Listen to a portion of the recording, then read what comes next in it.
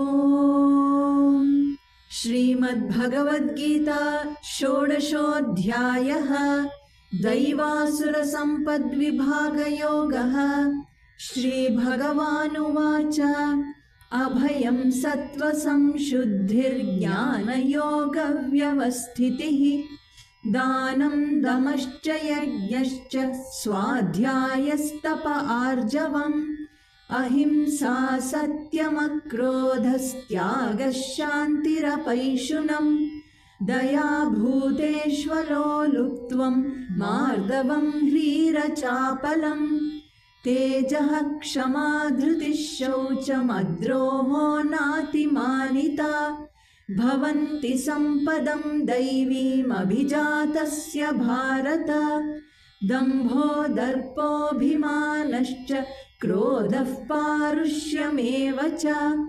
अज्ञानं चाभिजातस्य पार्थसम्पदमासुरीं दैवी सम्पद्विमोक्षाय निबन्धायासुरीमता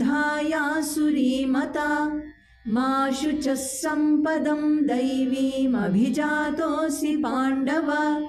द्वौ भूतसर्गौ लोकेऽस्मिन् दैव आसुर एव च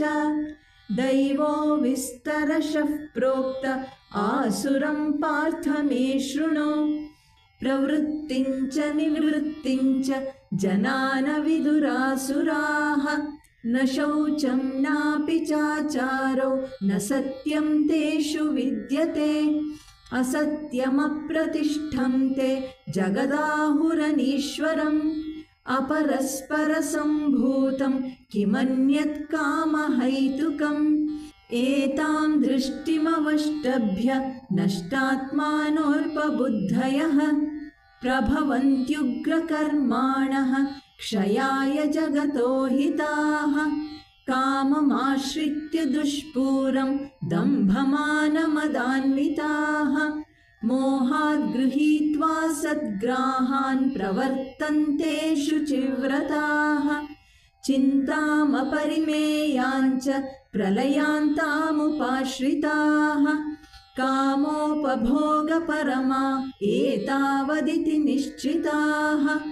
आशापाशशतैर्बद्धाः कामक्रोधपरायणाः ईहन्ते कामभोगार्थमन्यायेनार्थसञ्चयान् इदमद्य मया लब्धमिमं प्राप्स्ये मनोरथम् इदमस्तीदमपि मे भविष्यति पुनर्धनम् असौ मया हतः शत्रुर्हनिष्ये चापरानपि ईश्वरोऽहमहं भोगी सिद्धोऽहं बलवान् सुखी आढ्योऽभिजनवानस्मि कोऽन्योऽस्ति सदृशो मया यक्ष्ये दास्यामि मोदिष्य इत्यज्ञानविमोहिताः अनेकचित्तविभ्रान्ता मोहजालसमावृताः